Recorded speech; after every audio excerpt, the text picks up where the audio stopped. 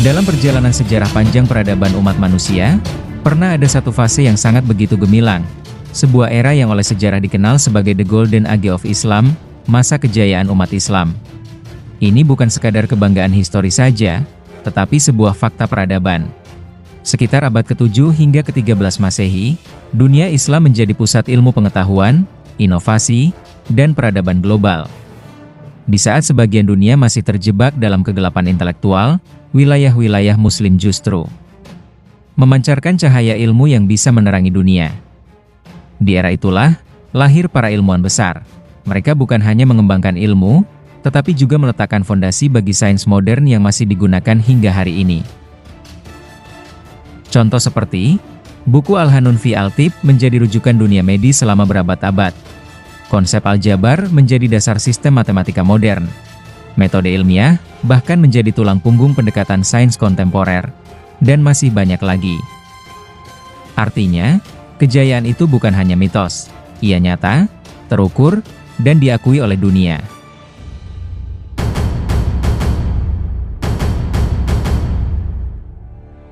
Namun, di balik kebesaran sejarah itu, ada pertanyaan yang jauh lebih penting, dan mungkin lebih menyakitkan. Mengapa kejayaan itu tidak berlanjut? Jika kita menatap kondisi umat Islam hari ini dengan jujur, kita akan menemukan sebuah realitas yang kontras. Sekarang banyak negara dengan mayoritas Muslim justru tertinggal dalam bidang pendidikan, teknologi, dan ekonomi. Memang tidak semua, tetapi cukup banyak untuk menjadi sebuah pola yang tidak bisa diabaikan. Menurut berbagai laporan global seperti dari World Bank dan United Nations Development Program, sejumlah negara dengan populasi muslim besar masih menghadapi tantangan serius. Kemiskinan, ketimpangan pendidikan, hingga rendahnya inovasi teknologi. Ini bukan untuk merendahkan, ini adalah cermin, dan setiap cermin yang jujur, seringkali terasa menyakitkan bagi kita.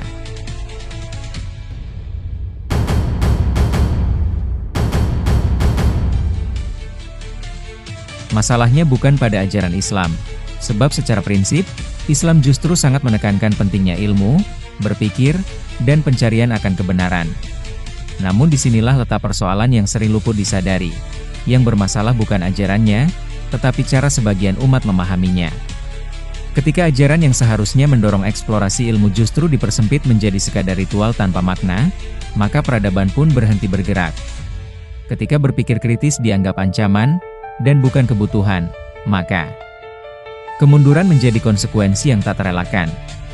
Lebih jauh lagi, ada kecenderungan sebagian umat yang terlalu cepat merasa benar, tetapi enggan menguji kebenaran itu sendiri. Kritik dianggap serangan. Perbedaan dianggap ancaman. Padahal dalam sejarahnya, peradaban Islam justru tumbuh karena keberanian untuk berpikir, bertanya, dan bahkan berbeda. Ironisnya, sebagian dari kita hari ini lebih sibuk mempertahankan identitas daripada membangun kualitas. Lebih cepat tersinggung daripada merenung. Lebih mudah menyalahkan pihak luar daripada mengoreksi diri sendiri. Dan di titik inilah, kemunduran perlahan menjadi budaya. Jika kita jujur, ini bukan sekadar masalah ekonomi atau politik. Ini adalah masalah cara berpikir, masalah mentalitas, masalah keberanian untuk berubah.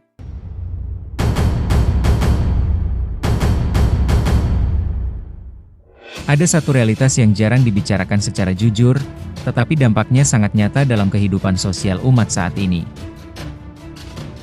Kemiskinan, dalam banyak kasus, bukan hanya persoalan ekonomi. Ia juga telah bertransformasi menjadi cara berpikir. Salah satu akar masalah yang sering muncul adalah ketika agama tidak lagi dijadikan sebagai sumber pencerahan, melainkan sebagai pelindung untuk membenarkan keadaan. Kita sering menemukan fenomena ini. Seseorang hidup dalam keterbatasan finansial, namun alih-alih melakukan refleksi dan perbaikan diri, ia malah justru membangun narasi pembenaran. Bahwa orang yang hidup miskin, lebih dekat dengan surga, dibandingkan orang kaya. Kalimat itu terdengar religius, namun jika ditelaah lebih dalam, ia bisa menjadi jebakan yang sangat berbahaya. Bukan karena ajarannya salah, tetapi karena cara memahaminya yang keliru. Sebab ketika kemiskinan dimaknai sebagai keutamaan tanpa usaha untuk keluar darinya, maka yang terjadi bukanlah ketenangan spiritual, melainkan stagnasi. Padahal dalam banyak ajaran Islam, kemiskinan justru dipandang sebagai kondisi yang perlu dihindari karena berpotensi mendekatkan manusia pada penyimpangan moral. Realitas sosial menunjukkan hal itu dengan jelas. Dalam banyak kasus kriminalitas, faktor ekonomi menjadi salah satu pemicu utama. Seseorang mencuri bukan semata karena sifat jahat, tetapi seringkali karena tekanan hidup yang sangat mendesak. Logikanya sederhana. Ketika kebutuhan dasar tidak terpenuhi, batas moral pun mulai terkikis. Bahkan dalam kondisi yang lebih ekstrim, keputusasaan ekonomi bisa mendorong seseorang mencari jalan pintas yang justru bertentangan dengan nilai agama itu sendiri. Seperti praktik mistis, pesugihan, hingga ketergantungan pada jimat dan ritual-ritual yang menjauh dari rasionalitas. Di titik ini, kita melihat sebuah ironi yang dalam. Agama yang seharusnya menjadi cahaya, justru digunakan untuk membenarkan kegelapan. Fenomena ini semakin diperparah dengan munculnya praktik komersialisasi agama, di mana simbol, doa, dan atribut spiritual diperjualbelikan demi keuntungan ekonomi. Produk-produk biasa diberi label religius, lalu dijual dengan harga berkali-kali lipat, seolah memiliki nilai lebih hanya karena telah disentuh oleh otoritas keagamaan tertentu. Air, garam, minyak, bahkan benda sehari-hari lainnya, yang secara ilmiah tidak memiliki perbedaan signifikan, dikemas dengan narasi spiritual untuk menarik kepercayaan publik. Mengapa ini bisa terjadi? Karena di satu sisi, ada masyarakat yang sedang berada dalam kondisi lemah, baik secara ekonomi maupun pemahaman, dan di sisi lain, ada pihak-pihak yang memanfaatkan kelemahan itu. Dalam konteks ini, kritik sosial menjadi penting, bukan untuk menyalahkan korban, tetapi untuk menyadarkan bahwa ketidaktahuan adalah celah terbesar bagi eksploitasi. Banyak orang yang terjebak dalam praktik semacam ini sebenarnya bukan karena mereka bodoh, tetapi karena mereka lelah hidup dalam kesulitan, lalu mencari harapan, meskipun harus melalui jalan yang tidak rasional. Namun masalahnya, harapan yang dibangun di atas ilusi hanya akan melahirkan kekecewaan baru. Sebagian orang bahkan menjadi defensif ketika diingatkan, kebenaran ditolak, bukan karena salah, tetapi karena bertabrakan dengan keyakinan yang sudah terlanjur diyakini. Disinilah kritik seringkali dianggap sebagai serangan. Padahal dalam tradisi intelektual, kritik adalah bentuk kepedulian tertinggi. Pemikiran ini mengingatkan kita pada pandangan Karl Marx yang pernah menyebut bahwa agama bisa menjadi candu masyarakat. Sebuah pelarian bagi mereka yang tertindas dan kehilangan harapan. Namun penting untuk dipahami, kritik tersebut bukanlah serangan terhadap agama itu sendiri, melainkan terhadap cara manusia menggunakannya.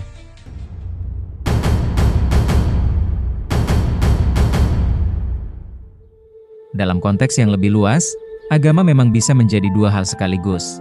Ia bisa menjadi sumber kekuatan yang membebaskan, tetapi juga bisa menjadi alat yang membuat manusia terlena dalam ketidakberdayaan. Tergantung bagaimana ia dipahami dan dijalankan. Jika agama hanya dijadikan tempat berlindung dari kenyataan, maka ia akan melemahkan. Namun jika agama dijadikan sumber kesadaran untuk memperbaiki diri dan realitas, maka ia akan menguatkan. Kita tidak bisa menutup mata bahwa agama memiliki peran yang sangat besar dalam memberikan ketenangan jiwa. Dalam kondisi tertekan, kehilangan arah, atau berada di titik terendah kehidupan, agama seringkali menjadi tempat terakhir untuk kembali memberi harapan ketika dunia terasa tidak berpihak. Dalam konteks ini, pemikiran Karl Marx tentang agama sebagai pelipur bagi yang tertindas memiliki sisi kebenaran yang tidak bisa diabaikan. Namun persoalannya bukan pada agama itu sendiri, melainkan pada bagaimana kondisi tersebut seringkali dimanfaatkan oleh sebagian pihak. Ketika harapan bertemu dengan keputusasaan, disitulah celah eksploitasi terbuka. Tidak sedikit orang yang memanfaatkan kerentanan ini untuk kepentingan pribadi. Mengemas agama sebagai komoditas, menjual harapan dalam bentuk simbol, doa, dan label spiritual. Barang yang secara nilai biasa saja, tiba-tiba menjadi berkali lipat harganya hanya karena disertai klaim religius. Fenomena ini bukan sekadar praktik ekonomi. Ia adalah cerminan dari ketimpangan antara keimanan dan pemahaman. Ironisnya, banyak orang yang secara lisan mengatakan bahwa harta bukanlah hal penting dalam hidup, bahwa dunia hanya sementara.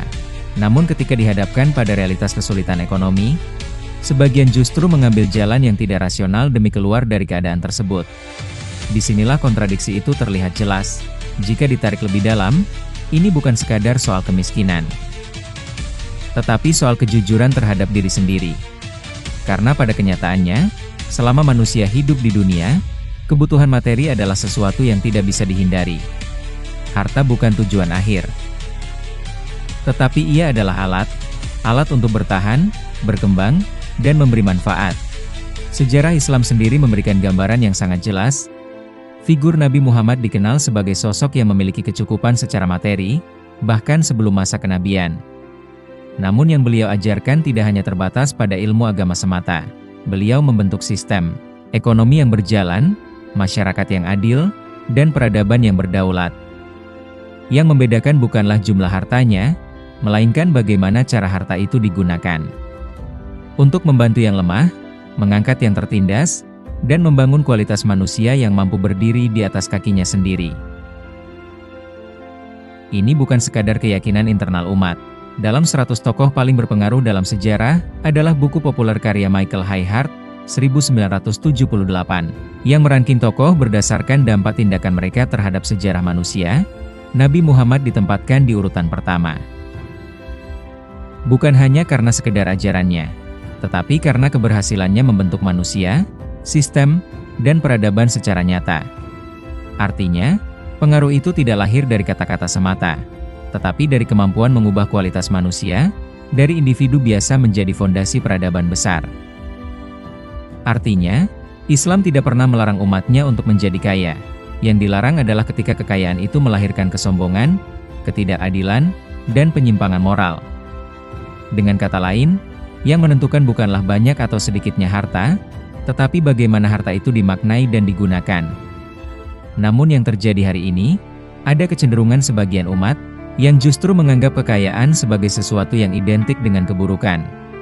Padahal dalam banyak literatur klasik Islam, kemiskinan yang ekstrim justru dipandang sebagai kondisi yang berpotensi mendekatkan seseorang pada penyimpangan. Lebih jauh lagi, kemiskinan juga dapat menghambat seseorang dalam menjalankan ajaran agama secara optimal.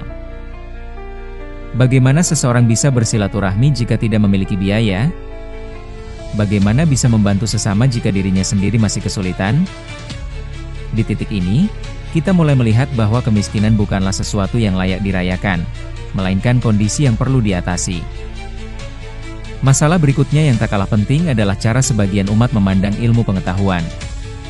Ada kecenderungan untuk meremehkan ilmu dunia, seolah-olah hanya ilmu agama yang memiliki nilai. Padahal jika kita kembali pada sejarah, justru peradaban pernah mencapai puncaknya karena keberhasilan mengintegrasikan keduanya, ilmu agama dan ilmu dunia. Ilmu agama membentuk arah, sedangkan ilmu dunia memberikan alat. Tanpa arah, ilmu menjadi liar, tanpa alat, niat baik menjadi lemah. Namun ketika keduanya dipisahkan, yang terjadi adalah ketimpangan. Sebagian menjadi kuat dalam ritual, tetapi lemah dalam realitas. Sementara dunia terus bergerak maju dengan kecepatan yang tidak menunggu siapapun. Hari ini, banyak negara maju telah berbicara tentang eksplorasi luar angkasa, kecerdasan buatan, dan masa depan peradaban manusia. Sementara di sisi lain, sebagian dari kita masih terjebak dalam perdebatan yang tidak produktif.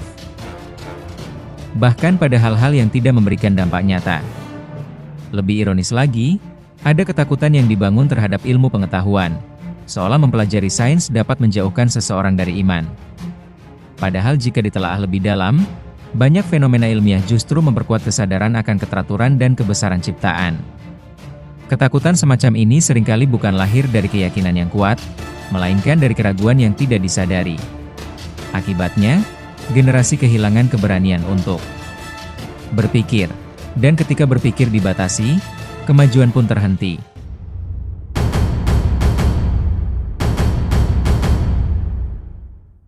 Pada akhirnya, semua ini bermuara pada satu hal, kurangnya keberanian untuk melakukan introspeksi. Lebih mudah menyalahkan sistem, pemerintah, atau keadaan. Padahal tanpa disadari, sebagian dari masalah itu juga berasal dari dalam diri, dari cara berpikir, dari cara memahami, dan dari cara mengambil keputusan. Agama tidak pernah mengajarkan untuk lari dari tanggung jawab. Justru sebaliknya, Agama mendorong manusia untuk memperbaiki diri sebelum menyalahkan orang lain.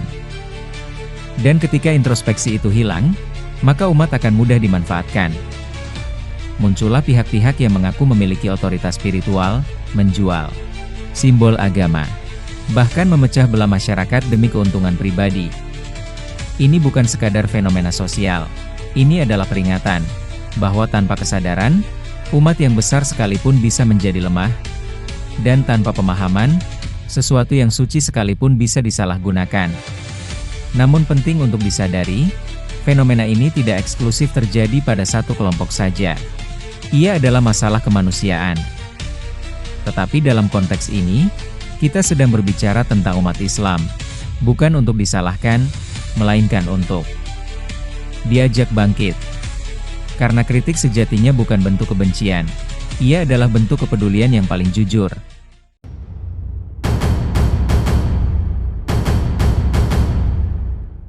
Sebab sejarah telah membuktikan bahwa umat ini pernah berada di puncak, dan jika pernah naik, maka secara logika, ia juga memiliki potensi untuk bangkit kembali.